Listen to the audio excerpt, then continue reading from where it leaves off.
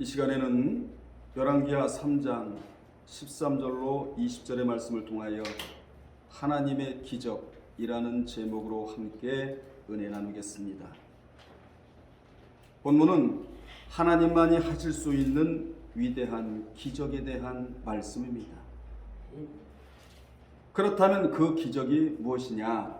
마른 계곡에서 풍성한 물이 넘치도록 만드시는 기적으로, 그 기적은 인간은 도저히 할 수 없는, 오직 창조주 하나님만이 하실 수 있는 위대한 기적입니다. 구약에만 기적이 있는 게 아니에요. 신약에도 얼마든지 기적은 일어납니다. 이러한 기적은 사람에게는 실로 엄청난 일이지만 하나님에게는 아주 작은 일에 불과하다고 본문에 말씀하고 있는 것입니다.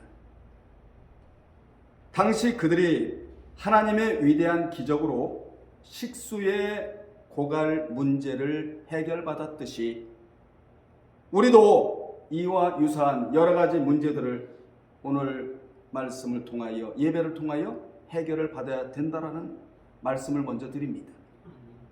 여러분, 식수는 제2의 생명이다 이렇게 말을 해. 우리가 물을 마시지 않고는 살아갈 길이 없습니다. 최고의 물은 말씀의 물이고, 그 다음에 우리가 수도꼭지에서 마시는 물, 이거는 바로 제2의 생명이다 이렇게 말을 합니다. 제2의 생명과도 같은 그 물을 그들이 해결받았다는 것입니다. 여러분도 오늘 예배를 드리면서 가장 먼저 해결되어야 할 문제가 있다면 그 문제를 저는 알 수 없지만 하나님이 아시고 여러분도 아실 거예요. 그 문제를 하나님의 기적으로 해결되기를 주의 이름으로 축원합니다. 아멘.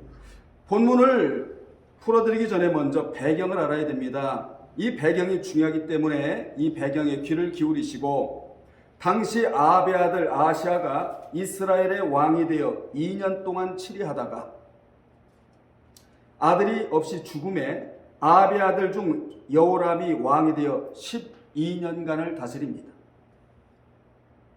아합은 바알신을 많이 만들어 놓았는데 반해 그의 아들 여호람이 바알신을 제거를 했습니다. 그러니까 아버지가 만들어 놓은 우상을 아들이 제거하는 일을 했다는 것입니다. 이러한 대목에서 우리는 하나님보다 더 사랑하는 것은 제거를 해야 됩니다. 사람이 됐든지 물질이 됐든지 뭐가 됐든지 우리는 이걸 제거를 해야 돼. 차가 됐든지 집이 됐든지 간에. 왜냐하면 하나님보다 더 사랑하는 것은 우상이기 때문에 그렇습니다. 전부 다 하나님 밑에 있어야지 하나님 위에 올려놓을 것은 아무것도 없어요. 아멘.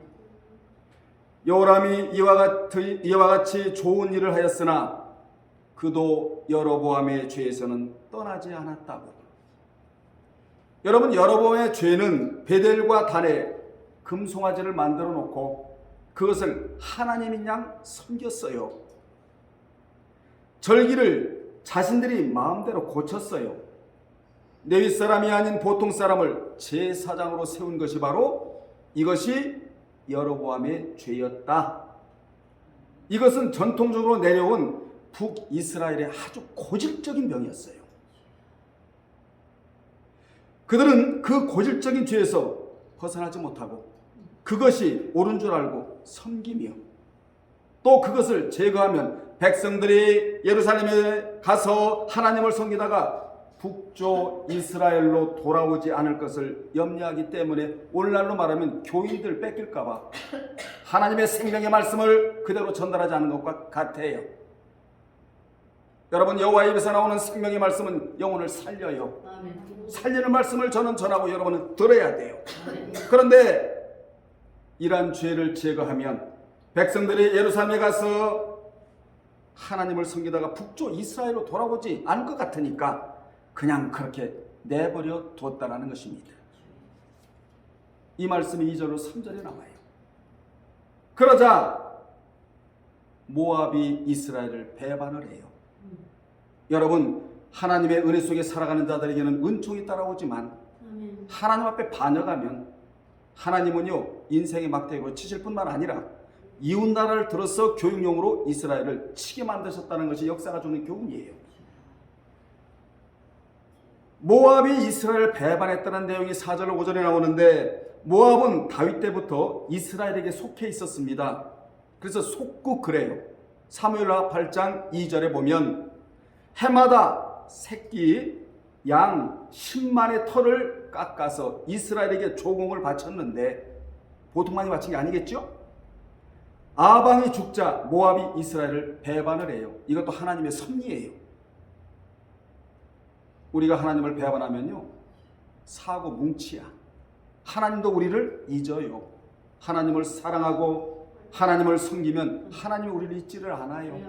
하나님은 우리에게 은사, 능력, 은혜와 평강과 물질의 복, 하나님은 우리에게 마음껏 쏟아 부어주시기를 원하신다고 돼 있단 말이에요.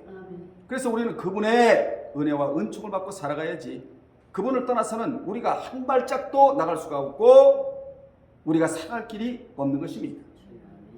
모압 왕이 이스라엘을 배반함으로 이스라엘 왕 여호람이 노하여 모압을 치기로 작정하고 유다 왕 여호사밧에게 같이 모압을 치자고 제안을 해요.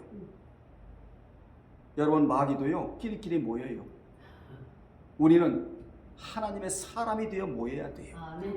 모이면 예배하고, 모이면 기도하고, 모이면 은혜 받은 이야기를 하고, 서로 영육의 유익을 위해서 언어도 행동도 모습도 하나님이 보시는 앞에서, 신전 앞에서 이렇게 우리는 살아가야 될 줄로 믿습니다.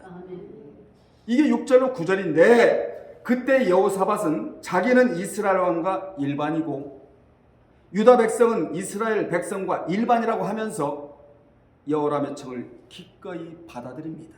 안 됩니다. 하나님의 뜻이 아닙니다. 절대로 당신과 함께 할 수는 없습니다. 이랬어야 되는데 기꺼이 그 청을 받아들여요. 이것이 여호사밧의 큰 잘못이었다. 여호사밧은 전에도 이스라엘 왕 아합과 사돈 관계이므로 정략적으로 사돈 관계를 맺었어요. 열왕기하 8장 18절이나 역대하 18장 1절로 2절에 보면 친선 우호 방문차 사마리아로 내려갔는데 마침 아합이 아람과 전쟁을 해야 한다는 말에 동조하여 하나님의 뜻이 아니라고 정확하게 말해주는 미가야 선지자를 투옥시키고, 여러분 400명은 거짓 선지자였고 이물라의 아들 미가야 한 선지자만 참 선지자였다는 것입니다. 주변에 잡사는 깔려 있어요. 주변에 거짓 선지자는 깔려 있어요. 참 집사, 참 권사, 참 전도사, 참 강도사, 참 목자는 드물다는 게 성경이 주는 교훈이에요. 우리는 미가야 선지자같이 똑같은 성정을 갖고 하나님 앞에 진실과 정직으로 그분을 대해야 될 줄로 믿습니다. 그렇게 옳은 말을 하는 미가야 선지자를 투옥시키고 그는 죽음의 위기에서 벗어났지만 결국 전쟁을 하다가 아합의 피를 개들이 핥는다. 따라합시다. 아합의 피를 개들이 핥는다. 이 핥는다는 열왕기상 22장 38절의 예언대로 아람의 군대가 쏜 화살에 맞아 비참하게 죽어요. 누가? 아합이. 그래서 아합왕을 사마리아에 장사했고 아합왕이 흘린 피가 병거에 고였는데, 여러분 이런 말을 잘 들으셔야 돼. 그 병거를 사마리아 못에 씻음에 개들이 그 피를 핥았다. 이는 열왕기상 21장 19절 하반절에 여호와의 말씀이 개들이 나봇의 피를 핥는 곳에서 개들이 내 피고 내 몸의 피를 핥으리라는 누가 엘리야의 예언대로 그대로 생치가 되어버립니다. 그 사마리아 못은 창기들이 목욕하는 곳이었는데 이것은 아합의 죽음이 얼마나 저주스러운 죽음이었는가를 우리로 하여금 알게 해요.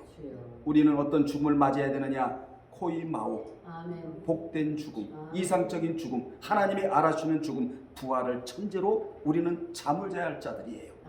최고의 죽음은 코이마오, 성도의 몸 죽음은 영은 천국에 가고 몸은 이 땅에 흙으로 왔기 때문에 이 땅에 묻히지만 언젠가는 부활할 자, 첫째 부활에 참여할 자가 바로 우리가 되어야 된다. 아멘. 부활하고 난 이후에 더 좋은 부활이라는 크레이토노스, 크레이션, 비교급이에요. 이 사람의 부활보다 더 나은 부활을 우리는 맞이해야 된다는 게 성경이 주는 교훈입니다. 아멘. 부활체는 같지만 부활하고 난 이후에 보상이 달라요. 그래서 보상 심판이 있는 거 아니겠어요? 베마라고 하는 몸으로 행한 것 따라 받는 심판은 반드시 받아야 된다. 누구부터 받느냐? 성도, 참 선지자, 여호와를 경외하는 자, 이 자가 상급대에 올라갈 수가 있다는 것이 계시록 11장 18절에 정확하게 나오고 있는 겁니다. 그래서 바울은 사도행전 20장 32절에서 지금 내가 너희를 그 주와 및 그 은혜의 말씀께 부탁한다고 하면서 세상에 그 말씀이 너희를 능히 든든히 세우사 여러분의 가정, 여러분 자녀들, 남편들, 산업 하나님의 말씀이 든든히 세워요. 다른 것으로는 세울 수가 없습니다. 든든히 세우사 거룩히 하심을 입은 모든 자 가운데 기업이 있게 하시리라. 여기 기업은 천상의 기업. 먼저는 천상의 기업 휘파르시스, 천상의 기업. 휘파르콘타는 지상의 기업을 가지고 천상의 기업을 만들어내는 기업을 지금 말하고 있는 거예요. 하나님이 아브라함을 메소포타미아에서 불러낸 목적은 가나안에서 살다가 끝나라고 불러낸 것이 아니라 가나안에 들어가서 기업을 차지하기 위함으로 너를 불렀다고 말씀하고 있는 겁니다. 저도 오늘 말씀을 전하면서 여러분을 말씀께 부탁하는 수밖에 없습니다. 이 영상을 보는 모든 분들이요, 어떻게 제가 일일이 찾아가서 권면할 수가 있겠습니까? 신방을 갈 수가 있겠습니까? 말씀께 부탁하는 수밖에 없는 거예요. 그 말씀을 그대로 받아들이면 그 말씀이 든든하게 세우사 기업을 유지하게 할 뿐만 아니라 하나님께서 말씀을 보내시면 위경에서 건져주시고 질병에서 치유해주겠다는 게 성경 아니겠습니까? 이같이 여호사밧은 아합과 더불어 전쟁에 나가다가 피해를 보았는데도 이번에 또 그러한 대답을 한 것은 순간 판단을 잘못하여 마음이 약해져 불의의 세력과 타협하고 동조를 해버렸어요. 순간순간마다 우리는 이성을 발동시켜서 분별력을 갖고 순간에 어떻게 내가 판단할 것인가, 비진리가 있고 진리가 있는데 어떻게 판단할 것인가. 여러분, 사람이 태어난 것을 벌스라고 말해요. 이 벌스와 또 데스, 죽음 중간에 초이스가 있다는 걸 알아야 돼요. 그러니까 우리는 태어나서 죽는데 그 중간에 선택을 너무나 잘한 자이다. 누구를 선택했는가? 영생을 선택하고 천국을 선택하고 예수 그리스도를 선택하고 말씀을 선택했다는 거예요. 최고로 여러분을 잘 선택한 자가 저와 여러분이다 그 말입니다. 이렇게 모압이 이스라엘을 배반하자 이스라엘의 여호람 왕은 남유다의 여호사밧 왕과 이방 에돔 왕과 연합군을 형성하여 모압으로 출정을 한 거예요. 조공을 바치도 안 바치니까. 여러분, 조공도 하나님이 바치라고 해야 바치는 거예요. 세상 사람들이 손을 여는 것도, 지갑을 여는 것도 하나님이 지갑을 열어요. 악인의 재물은 의인을 위해서 예배해뒀다고 그러잖아요. 악인이 가지고 있는 물질이 얼마나 많은 줄 아십니까? 하나님 마음에 들기만 한다면 하나님은 악인의 지갑을 활짝 여셔서 의인을 줘라 이렇게 하시는 분이 우리 하나님이다 그 말입니다.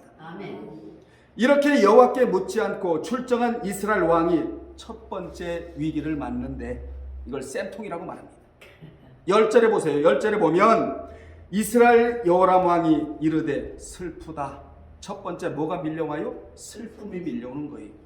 하나님의 말씀에 귀를 기울이고 순종하면 행복이 밀려오고 만족이 밀려오고 기쁨이 밀려오지만 슬프다.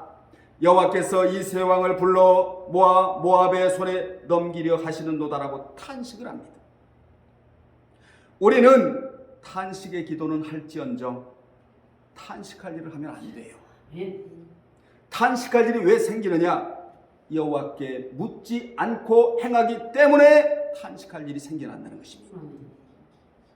이같이 여호와께 묻지 않고 하는 일은 위기이며 탄식을 하게 되어 있다는 것이죠. 10절에서 여호람은 식수가 떨어져 이스라엘 연합군이 몰살의 위기에 처하자 슬프다 여호와께서 이 세 왕을 불러 모아 모압의 손에 붙이려 하시는도다 라고 탄식을 합니다. 이 탄식을 겉으로 보면 그가 마치 여호와를 의지한 것처럼 보여요. 그러나 그는 여호와를 의지하지 않았어요. 여러분, 여호와를 의지하세요. 여호와를 의뢰하세요. 그분을 신뢰하세요. 그런데 여호와를 의지하지 않았습니다. 그는 여호와를 의지하는 척했다. 신앙은 신앙이 되어야지. 신앙을 하는 척하면 안 돼요. 믿는 척하면 안 된단 말이에요. 말씀이 믿어지는 척하면 안 된단 말이에요. 그대로 믿어야 된다는 거예요. 그런데 그는 여호와를 의지하는 척했다. 경외하는 척을 했다는 것이지요. 그는 하나님을 알고는 있었지만 그 하나님에 대해서 자세히 몰랐어요. 한마디로 그는 마음 신앙을 하지 아니하고, 마음 신앙이 뭡니까? 하나님을 마음으로 대하는 거예요. 몸 신앙을 하지 아니하고 희생이 따른다는 것이죠. 무슨 신앙을 했다는 거죠? 입신앙을 했다는 겁니다. 입신앙. 제일 나쁜 신앙이 입으로만 하는 신앙이에요. 입으로만 주여 주여 하는 자마다 천국에 들어갈 자가 아니고 하나님의 뜻대로 하는 자라야 천국에 들어가리라 그러잖아요. 그날에 많은 사람이 주여 주여 불렀으며 주의 이름으로 귀신을 쫓아내고 권능 행하고 그 모든 것을 할지라도 주님은 나는 너를 도무지 모른다. 아포 코레오, 내게서 영원히 떠나가라. 두 번 다시 보지 말자. 그러신 분이 우리 주님이에요. 그는 출정을 앞두고 여호와께 묻지도 않고 혼자 결정하였다가 막상 문제가 닥치자 그 책임을 누구에게 돌리느냐? 하나님께 돌려버립니다. 그는 위기에 처했을 때 자기의 잘못을 깨닫고 회개하며 하나님께 구원을 요청했어야 했음에도 불구하고 하나님을 원망하고 나서요. 그러므로 위기의 순간에 하나님을 원망하는 것은 불경건하고 어리석은 자들의 습성이에요. 여러분 입에 찬양이 붙어 있을지언정 원망과 불평이 붙어 있지 않기를 주의 이름으로 축원합니다. 그렇다면 이들이 위기를 만났을 때 여호사밧이 어떠한 행동을 했기에 하나님께서 위대한 기적을 베풀어 주셨는가? 오늘 이것을 저와 여러분이 아주 심도 있게 우리가 성경을 보면서 이 교훈을 그대로 받아야 여러분 앞에도 뭐가 일어난다? 미라클, 하나님의 세메이온, 기적이 일어날 수 있다는 거예요. 첫째, 여호사밧은 하나님께 묻기 위해 여호와의 선지자를 찾습니다. 이게 11절이에요. 여호람은 슬프다고 여호와를 원망하고 여호와께 책임을 돌렸지만 여호사밧은 이 문제를 하나님께 묻기 위해 선지자를 찾아요. 여기서 우리는 인생의 위기에 처했을 때 대처하는 방법을 배워야 합니다. 인생의 위기에 처했을 때 여호람같이 하나님을 원망하지 아니하고 하나님께 책임을 돌리지 아니하고 여호사밧같이 하나님께 묻기 위해 하나님을 찾아야 한다. 선지자를 찾아야 한다. 선지자를 찾는다는 말은 곧 하나님을 찾는다는 말이거든요.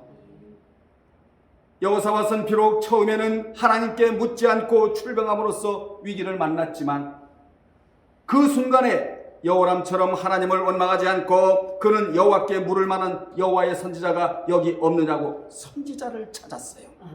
살자는 여호와를 찾습니다. 살자는 성경을 찾습니다. 그는 자신의 잘못을 솔직하게 인정하고 회개를 했어요. 참 이 자리가 좋은 자리입니다. 여러분의 앉은 자리가 최고로 좋은 자리가 되려면 회개를 해야 된다 이 말이에요. 그게 최고의 자리예요. 그리하여 그는 결국 하나님의 은혜로 자신은 물론 여호람과 모든 군사들의 생명까지도 구하고 그들의 출병의 목적을 이룰 수가 있었습니다. 여러분, 성경에 망할 자는 꼭 망할 짓을 해. 꼭 망할 짓을 합니다. 그런데 살 자는 꼭 하나님을 찾아요. 그래서 성경에 보면 돌아오라 긍휼히 여김을 받으리라. 돌아오라 이 문제가 해결되리라. 돌아오라 너는 살리라. 이런 말씀들이 굉장히 많이 나와요. 오늘 여러분 하나님께 돌아왔잖아요. 돌아 예배드리고 있잖아요. 오늘 말씀을 내 말씀으로 바로 듣고 여러분도 이런 행동을 한다면 하나님 앞에서 위대한 기적을 체험할 수가 있다는 것입니다. 아멘. 이렇게 여호사밧이 여호와께 물을 만한 선지자를 찾자 뜻이 있는 곳에 길이 있다는 것처럼 이스라엘 왕의 신복 중 한 사람이 나타나 전에 엘리야의 손에 물을 붓던 사밧의 아들 엘리사가 있다고 소개를 해요. 11절 하반절에 하나님의 뜻을 구하고 하나님을 찾는 자들에게는 모퉁이마다 안내자를 세워놓고 기다린다는 말씀이 바로 이 말씀이에요. 아멘. 손에 물을 붓는 행위는 공경과 섬김의 표시입니다. 따라서 엘리사가 엘리야의 손에 물을 부었다는 것은 그가 엘리야의 가장 가까이서 기거하면서 가르침을 받고 능력을 전수받았기에 가장 신뢰할 만한 인물임을 강조하는 표현입니다. 아멘. 이같이 여호사밧이 선지자를 찾자 여호람의 신하 중 한 사람이 엘리사를 소개를 해요. 누가 하신 일이죠? 하나님이 하신 일이에요. 여러분 주의 뜻대로 사세요. 그럼 우리 하나님은 나쁜 자를 여러분에게 소개하시지를 않아요. 좋은 자를 소개해 주십니다. 아멘. 만남의 축복이 계속적으로 이어질 수 있도록 하나님이 주선자가 되어 주신다 그 말입니다. 아멘. 두 번째, 말씀이 있었던 엘리사에게 새 왕이 내려가요. 12절이에요. 우리 같이 읽어볼까요? 여호사밧이 이르되 여호와의 말씀이 그에게 있도다 하는지라 이에 이스라엘 왕과 여호사밧과 에돔 왕이 말씀이 있는 엘리사에게로 내려가니라. 아멘. 말씀이 없었으면 내려갈 리가 없어요. 여러분이 말씀을 사모하시면 말씀이 있는 주의 종을 붙여주세요. 하나님이 아멘. 사모한 만큼 충족하게 채워주셔야 하니까. 이스라엘 연합군의 새 왕이 엘리사를 찾아 내려갔는데 여기서 중요한 것은 엘리사가 위기에 처한 이스라엘의 진영에 있었다는 것입니다. 이스라엘 연합군의 새 왕은 엘리사가 이스라엘 진영에 있다는 것을 알고 즉시 그를 찾아갔어요. 우리도 위기를 만나면 즉시 말씀을 찾아가야 합니다. 아멘. 어떤 문제가 발생했을 때 여러분 말씀을 찾아가세요. 그 말씀이 분명히 해결의 방법을 제시해 줄 것이기 때문입니다. 평상시 여호람의 태도라면 엘리사를 자기에게 불렀을 것이지만 왕이니까 올라오너라 이럴 거 아니겠어요? 상황이 상황인 만큼 그는 겸비한 자세로 다른 두 왕과 함께 직접 엘리사가 있는 곳으로 내려갔어요. 아멘. 결국 그들은 엘리사의 도움으로 하나님의 은혜를 입어 구원을 얻고 또 모압의 응징도 할 수가 있었다. 아멘. 아멘. 당시 엘리사는 식수의 고갈로 인해 진퇴양난에 빠져 자신을 찾아온 여호람을 향하여 내가 당신과 무슨 상관이 있나이까. 예, 제가 읽을게요. 당신의 부친의 선지자들과 당신의 모친 선지자들에게로 가소서 하자. 이스라엘 왕이 그에게 그렇지 아니하나이다. 여호와께서 이 세 왕을 불러 모아 모압의 손에 넘기려 하시나이다라고 책망을 했어요. 13절에서 엘리사는 하나님의 무엇을 품고 의분을 품고 여호람의 당면한 위기가 자신과는 상관이 없는 일이므로 그 아비와 어미의 선지자 곧 바알과 아세라 우상들의 선지자들에게 가서 도움을 청하라고 책망을 했다 이 말이에요. 당당하잖아요. 아멘. 말씀이 있는 자는 당당해요. 아멘. 어디를 가서도 당당해. 어디 가서 서 있다 할지라도 당당해. 아멘. 나약한 모습을 보이지를 않아요. 이같이 엘리사는 선지자들을 죽이고 바알과 아세라를 숭배하며 하나님을 업신여긴 오므리 왕조의 죄악에 대해 분노를 발합니다. 물론 여호람은 그 아비와 같이 바알을 숭배하지는 않았어요. 그는 왕궁에서 바알의 주상을 제거하는 등 종교적으로 이전 왕에 비해 비교적 다른 정책을 수행한 자가 여호람이에요. 그러나 그렇다고 해서 여호람이 하나님을 경외한 것은 아니었다 이 말이에요.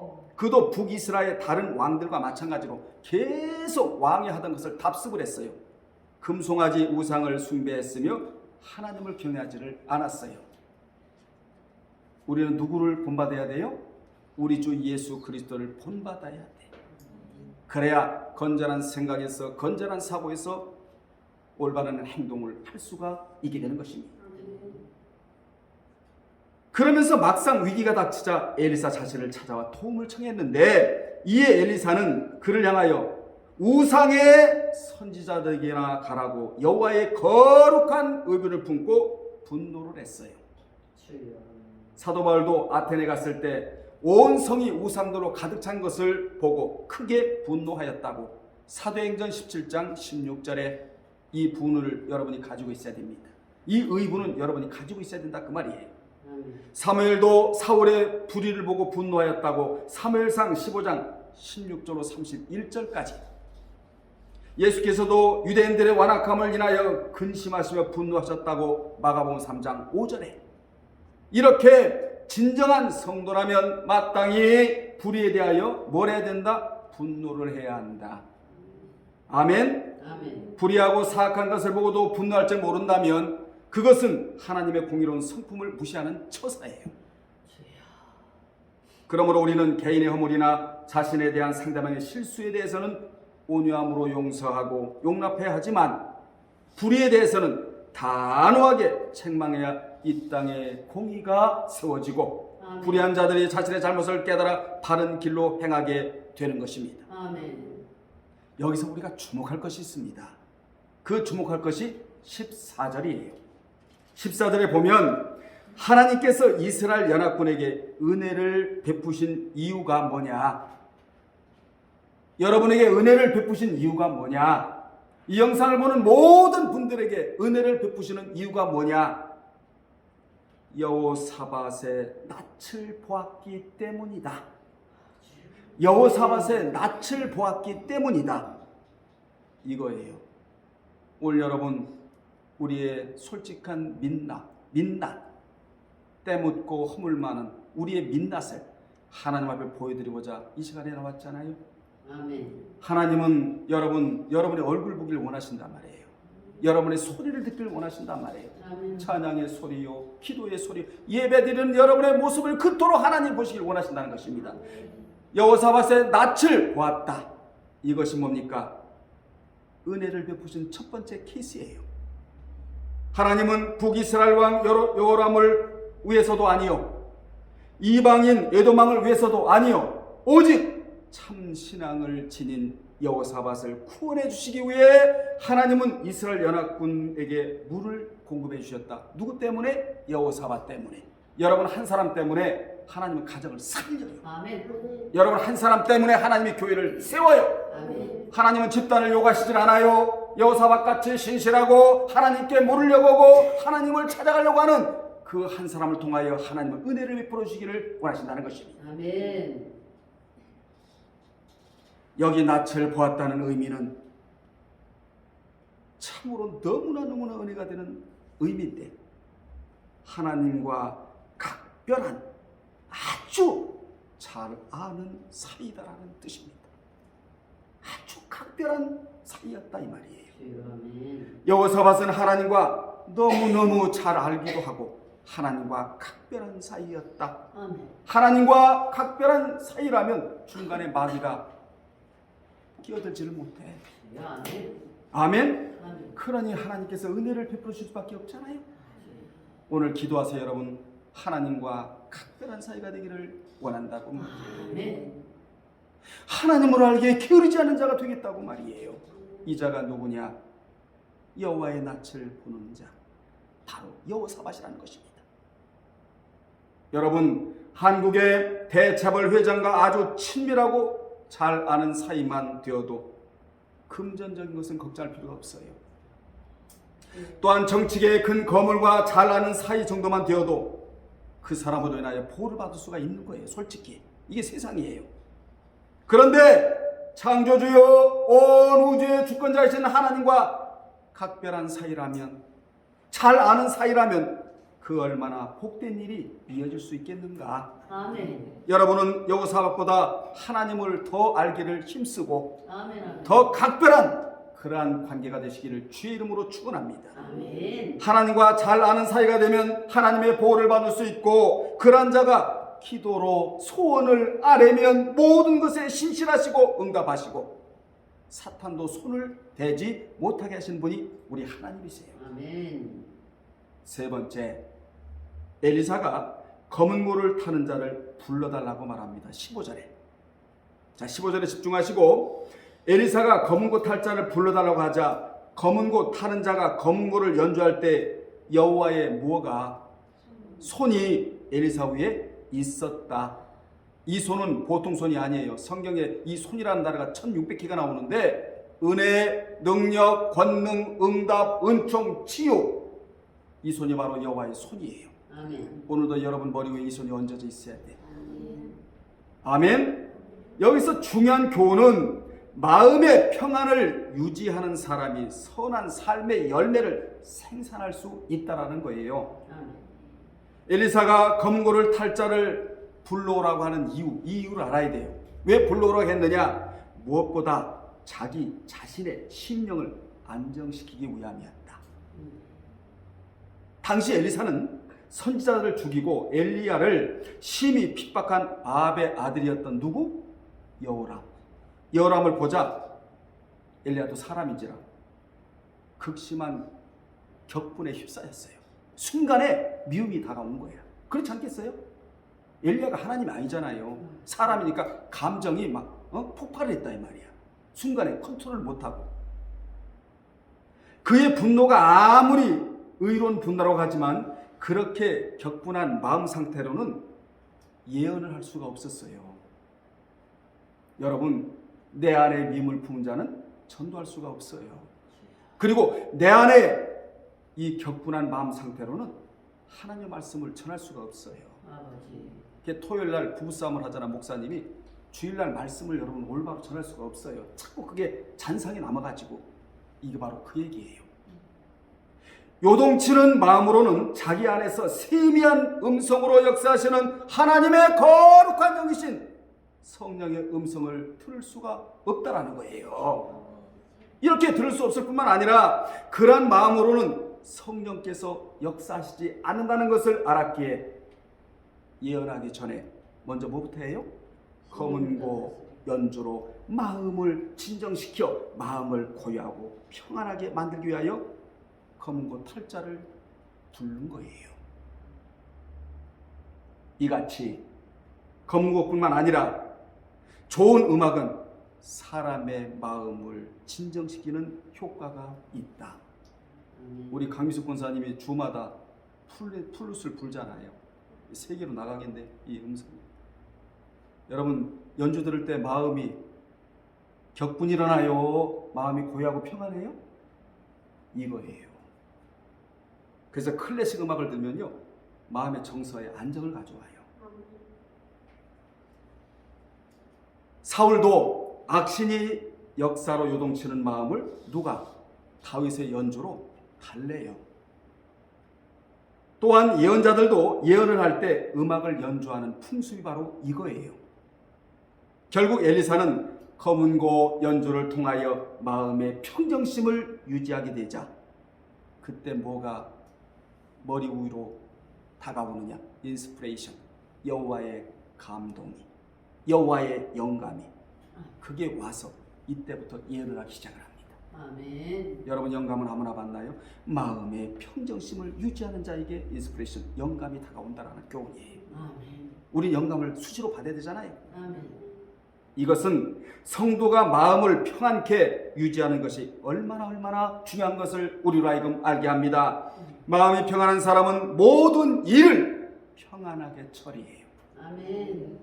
마음의 열매가 바로 뭡니까? 의와 희락과 평강 뿐만 아니라 사랑과 희락과 화평과 오래 참과 자비와 양성과 충성과 온유와 절제도 마음의 열매거든요.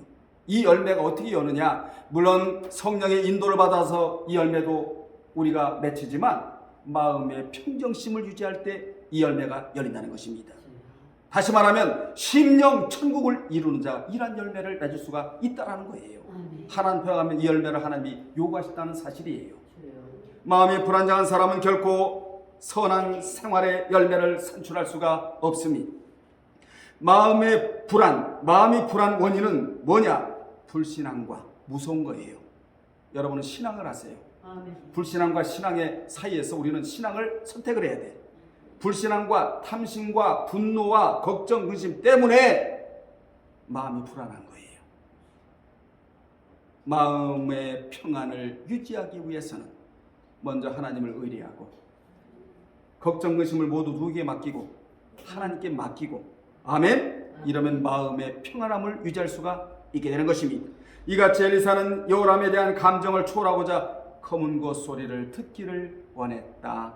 그래서 우리가 물론 예배가 찬양으로 시작하지만 찬양도 예배거든요. 근데 우리는 먼저 찬양을 올려드리는 이유가 다 여기 있다라는 거예요. 마음문을 열기 위해서 찬양을 올린다 하지만 우리의 마음의 평정을 유지해야 말씀을 받아도 영감이 오게 되니까. 아멘. 네 번째요. 그들의 수고가 있었다고 16절 17절에 하나님의 은혜를 맛보려면 때로는 큰 믿음과 수고가 있어야 한다. 자, 16절 17절에 보면 엘리사가 하나님의 영에 감동되어 이스라엘 연합군이 식수 고갈로부터 구원받는 길을 자세하게 제시해주고 있어요. 두 구절이 하나님께서는 엘리사를 통해 골짜기에 개천을 많이 파라고 명하셨어요. 어디에? 골짜기에.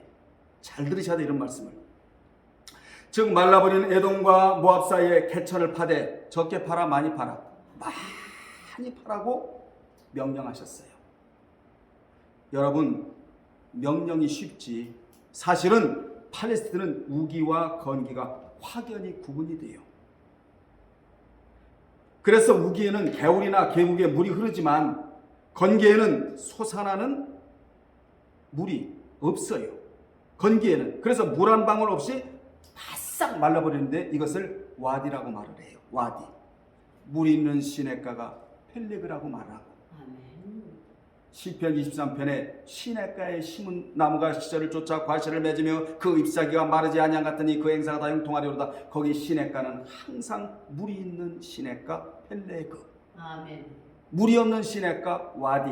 바짝 마른 시냇가를 지금 얘기하고 있는 거예요. 지금 여기 성경에서는. 그러니까 여러분 어디서 살아야 돼? 펠레그. 물이 있는 시냇가, 생명의 말씀이 떨어지는 시냇가, 아멘. 하나님의 음성이 들려오는 시냇가, 진리가 강물처럼 홍해가 강물처럼 흘러가는 시냇가. 아멘. 여기서 우리가 살아야 열매를 맺고 살아갈 수 있다는 것입니다. 아멘. 그래서 우기에는 물이 없어요. 우기에는 물이 있지만 건기에는 물이 없어요. 때문에 물 고인 웅덩이나 우물이 드물며 특히 지하수가 솟아나는 샘은 아주 드물어요. 때문에 땅을 판다고 해서 물이 솟아나는 것도 아니에요. 이건 인간적인 생각이에요. 여러분 성경에서 물이 아주 귀하게 취급되는 이유도 다 여기 있다는 것입니다. 뭐가 있기에? 우기와 건기가 있기 때문에. 비는 많이 오지 않아요. 비 오면 땅으로 다 스며들기 바빠요. 그래서 당시 이스라엘 군사들을 물을 마시지 못하여 군사들은 물을 마시지 못하여 고통 중에 있었어요. 여러분 앞에 어떤 문제가 있죠? 이건 고통의 문제예요. 오늘 이 문제를 해결받으라 그 말입니다. 아멘. 무엇으로? 하나님의 위대한 기적으로. 아멘. 아멘. 인간의 생각으로는 땅을 파서 물이 나올 가능성이 없었어요. 그런데 하나님은 그것도 골짜기에 개천을 많이 파라고 명령하십니다. 그 명령은 믿음이 없으면 실현하기 불가능한 것이었다. 아멘. 그들이 많은 웅덩이를 파려면 큰 수고를 해야 했지만 만약 웅덩이를 파지 않았다면 그야말로 절망적인 상황을 이들은 맞이해야 할 수밖에 없었어요. 그런데 이스라엘 연합군들은 엘리사의 말에 그대로 순종하여 웅덩이들을 파기 시작을 합니다. 서로가 협력하고 서로가 마음이 하나가 되고 뜻이 하나가 되고 언어가 하나가 되어 웅덩이를 파기 시작하는 거예요. 그런데 그 이튿날 아침에 판 웅덩이마다 성경 보세요. 물이 가득 고이는 기적을 맛볼 수가 있었다. 20절에 나오잖아요. 이 기적을 우리는 하나님의 위대한 기적이라고 말을 합니다. 아멘, 아멘. 이처럼 우리도 하나님의 은혜를 맛보려면 때로는 큰 믿음과 수고가 요구되기도 합니다. 그러므로 우리는 무슨 일을 할 때마다 하나님에 대한 절대적인 믿음을 갖고 손과 발을 움직여 할 수 있는 일을 최선을 다해야, 저도 최선을 다해서 말씀을 연구하고 여러분들에게 전해야 되고, 여러분도 최선을 다해서 생각의 지시를 받아 손도 발도 움직여져서 우물을 파야 돼요. 아멘. 명령에 의한 우물을 파야 된다 이 말이에요. 여러분 스스로 생각에서 우물을 파지 말고 하나님의 명령에 의해서 개천을 파야 된다 이 말이에요. 그것도 많이 파야 돼요. 자, 18절로 19절은 굉장히 중요한 교훈을 우리에게 주고 있는데, 작은 일에 순종하면 더 큰 은혜를 받는다는 교훈입니다. 아멘. 우리 같이 읽겠습니다. 이것은 여호와께서 보시기에 작은 일이라. 여호와께서 모압 사람도 당신의 손에 넘기시리니 당신들이 모든 견고한 성읍과 모든 아름다운 성읍을 치고 모든 좋은 나무를 베우고 모든 샘을 메우고 돌로 모든 좋은 발을 헐리다. 이렇게 우리에게 작은 일에 충성하는 자에게 큰 일을 맡기겠다라는 교훈을 우리에게 주고 있습니다. 엘리사가 이스라엘 연합군이 물을 얻을 뿐만 아니라 더 나아가 모압을 격파할 것이라고 예언했잖아요. 엘리사는 마른 땅에서 물을 얻는 은혜에 대해서 이것은 여호와 보시기에 오히려 작은 일이라. 여러분, 인간이 볼 때는 어마어마한 일이에요. 상상할 수 없는 일이에요. 엄청난 일이에요. 그런데 여호와 보시기에는 작은 일이다. 무슨 교훈이에요? 우리 하나님에게는 암도 작은 일이에요. 아멘. 인간이 죽고 살고 하는 문제에 인간이 발버둥을 치지만 하나님 앞에서는, 하나님 보실 때는 작은 일에 불과해요. 물질의 문제도 작은 일이요. 아멘. 암도 작은 일이요. 여러분이 지니고 있는 질병도 작은 일이요. 가장 큰 일이 뭐냐? 하나님과 각별한 사이. 하나님을 아는데 정확하게 아는, 이게 최고로 큰 일이에요. 나머지는 전부 다 작은 일이에요. 세상의 마른 계곡에서 풍성한 물이 넘치도록 만드시는 은혜를 세상의 작은 일이라고 말을 합니다. 이 일은 오직 창조주만이 하실 수 있는 위대한 일이기 때문에 작은 일이라고 표현하고 있는 겁니다. 엘리사는 거기서 더 나아가 모압을 이기고 그 나라를 황폐시킬 수 있도록 하나님께서 은혜를 베풀어 주실 것임을 믿음으로 예언을 해요. 자, 또 잘 들으시고요. 한편 이 예언은 그대로 성취가 됐을까요? 안 됐을까요? 됐겠죠? 하나님 위에서 나오는 말씀은 부도가 없어요. 그대로 실현돼요. 이렇게 성취되었는데 그 이유는 이스라엘 연합군이 물 웅덩이를 많이 파라고 하신 명령에 순종했기 때문이다. 이때 모압 군대는 웅덩이에 흘러들어온 물에 아침 햇빛이 비추어 물이 붉게 보이자, 22절로 24절을 지금 얘기하고 있는 거예요. 잘 보셔야 돼요. 이 말씀을. 그것을 이스라엘 연합군 내란으로 인한 피로 착각을 하고 착시 현상이 일어난 거죠. 공격해 왔다가 대패를 당합니다. 하나님의 명전략이에요, 여러분. 하나님은요 이렇게 싸우시는 분이에요. 여러분이 오직 할 것은 순종이야. 여호와를 찾아가는 거예요. 물이 핏빛으로 변하게 하신 분이 하나님이다 이 말이에요. 착시 현상을 일어나게 하셔서, 만일 이스라엘 군대가 웅덩이를 많이 파라고 하신 하나님의 명령을 따르지 않았다면 어떻게 됐겠습니까? 또 파기는 파되 건성으로 조금만 팠다면 어떤 결과를 이들이 맞이했겠습니까? 그렇다면 물도 조금 얻게 되고, 모압 군대는 그 물을 이스라엘 연합군끼리 분쟁을 일으켜 흘린 피로 착각하지도 않았을 거예요. 그러면 이 전쟁은 장기전으로 갈 수밖에 없었고, 연합군이 기진맥진하여 되돌아가거나 패배를 당하는 것은 불보듯 뻔한 일이었습니다. 여기서 또 중요한 것은 이스라엘 연합군이 판 웅덩이에 물이 가득 고이는 기적은 어느 때라는 거죠? 아침에 소재 드릴 때였다. 곧 온다날 쳐요. 그때 물이 에돔 쪽에서부터 흘러와 그 땅에 가득하였다고 강조를 하는데, 여기 소재에 해당하는 히브리어는 민하. 따라합시다. 민하. 감사제를 얘기하고 있는 거예요. 선물, 곡물, 제물이라는 의미로 곡식지사인 소재뿐만 아니라 하나님께 바치는 온갖 제물을 뜻하는 단어가 민하예요. 이스라엘 백성은 이른 아침과 저녁에 반드시 제사를 드리는 그러한 습성이 있었는데, 역대상 16장 39절로 40절에 보면 본문에서도 이스라엘 연합군은 지금 어느 때예요? 이때가 전쟁 중이에요, 여러분. 평안할 때가 아니에요. 번제를 드릴 수 없는 상황이에요. 전쟁 중에 그것도 아침에 제물로 하나님께 제사를 드려요. 그때 뭐가 일어났다? 하나님의 위대한 기적이 이때 일어났다. 여기서 우리에게 중요한 교훈을 시사해 주는데, 여러분은 성도로서 예배의 생명을 걸어야 한다. 이 교훈을 주고 있는 겁니다. 아멘. 아예 예배의 생명을 거세요. 아멘. 아멘. 지금 여러분 이게 번제 드릴 때냐고요. 이 상황이 전쟁시인데 소제 드릴 때가 아니잖아요. 감사를 했다는 거예요. 하나님께서 이겨주실 줄로 믿었다는 것이지요. 그래서 제가 늘 말씀드리잖아요. 예배는 생명의 통로이고 능력의 통로이다. 예배가 살아야 기적을 맛보아요. 예배가 살기를 주의 이름으로 축원합니다. 세 가지가 살아야 돼. 첫째, 예배가 살고, 두 번째, 기도가 살고, 세 번째, 직분이 살아야 되는 거야. 아멘.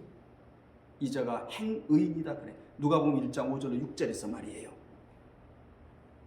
믿는 자로서 본분, 실행해야 할 것이 뭔지 아십니까? 예배예요. 예배를 잘 드리면 하나님의 은혜가 넘쳐나게 되는 것입니다. 그래서 성도의 본분의 첫 번째가 바로 뭐라? 예배이다.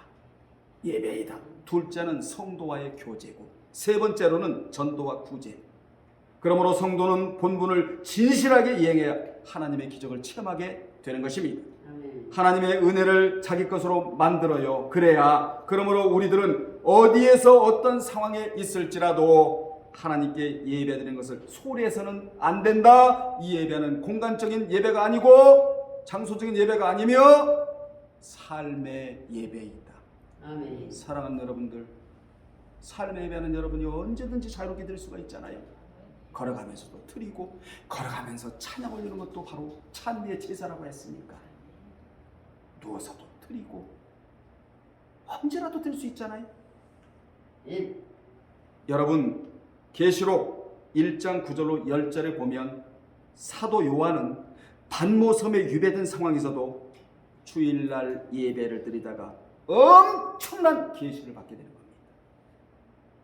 이 계시의 영이 여러분에게 임해야 되는 거예요. 아멘. 그래야 우리가 살아갈 수가 있는 거예요. 결론 내립니다.